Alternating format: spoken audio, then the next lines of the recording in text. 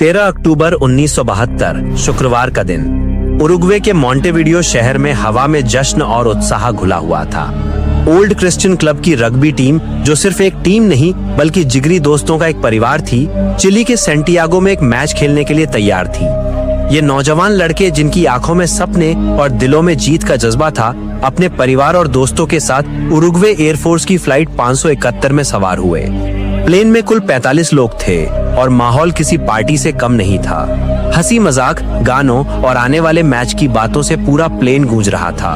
उन्हें क्या पता था कि ये उड़ान उनकी जिंदगी की सबसे भयानक और अकल्पनीय परीक्षा बनने वाली थी। सफर शुरू हुआ, लेकिन एंडीज पर्वतमाला के ऊपर मौसम खराब होने की वजह से प्लेन को अर्जेंटीना के मेंडोजा शहर में एक रात रुकना पड़ा। अगले दिन जब मौसम थोड़ा ठीक लगा तो पायलट ने दोबारा उड़ान भरी। प्लेन एंडीज के ऊंचे बर्फीले पहाड़ों के ऊपर से गुजर रहा था। नीचे सिर्फ सफेद बर्फ की चादर थी, जो देखने में जितनी खूबसूरत थी उतनी ही जानलेवा भी। नौजवान खिलाड़ी खिड़कियों से बाहर देखकर मजाक कर रहे थे कि अचानक प्लेन में जोर की टर्बुलेंस महसूस हुई। ये कोई आम टर्बुलेंस नहीं थी। प्लेन ऐसे हिल रहा था जैसे कोई खिलौना हो।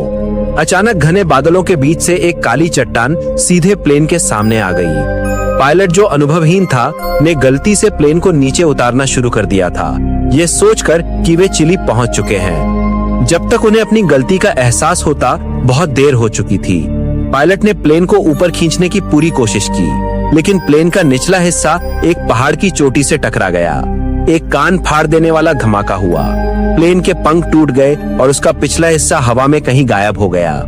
कुछ ही सेकंड में लोहे और इंसानी जिस्मों से भरी वो मशीन एक खिलौने की तरह टूटकर बिखर गई और एंडीज की एक अनजान घाटी में बर्फ पर फिसलती हुई रुक गई। कुछ पल पहले जहां हंसी ठहाके गूंज रहे थे, वहां अब मौत का सन्नाटा पसर गया था।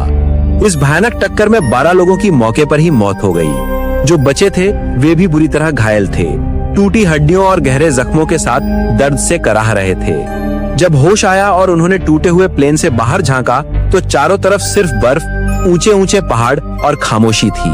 न कोई पेड़, न कोई जानवर, बस अंतहीन सफेदी। उस पल उन्हें एहसास हुआ कि वे दुनिया से कट चुके हैं। क्रैश के बाद पहली रात कयामत की रात थी। -30 डिग्री की वो ठंड जो हड्डियों को चीर देती थी, और उनके पास गर्म कपड़े भी नहीं थे।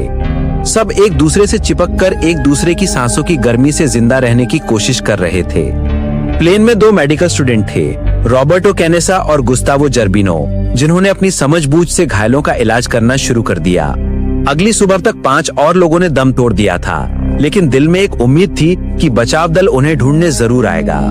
उन्होंने ऊपर आसमान में कई बार रेस्क्यू प्लेन उड़ते